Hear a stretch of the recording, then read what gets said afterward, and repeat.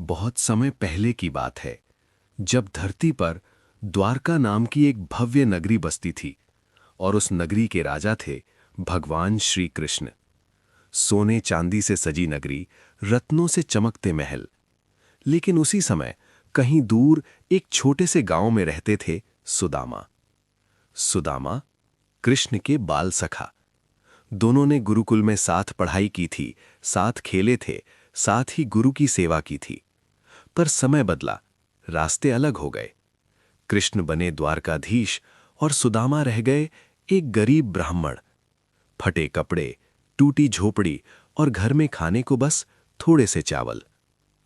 एक दिन सुदामा की पत्नी ने कहा, स्वामी, आपके मित्र तो स्वयं भगवान कृष्ण हैं।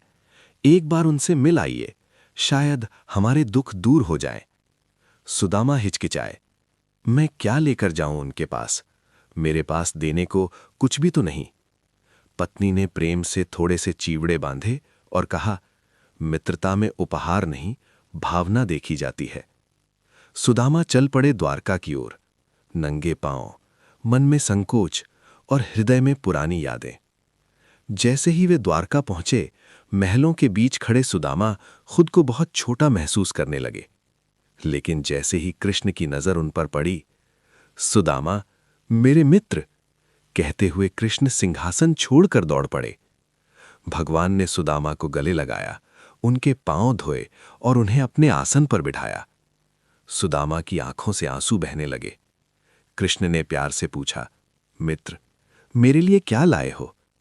सुदामा कांपते हाथों से चीवड़े की पोटली आगे बढ़ाने ही वाले थे कि कृष्ण ने झपट कर छीन ली और खाने लगे।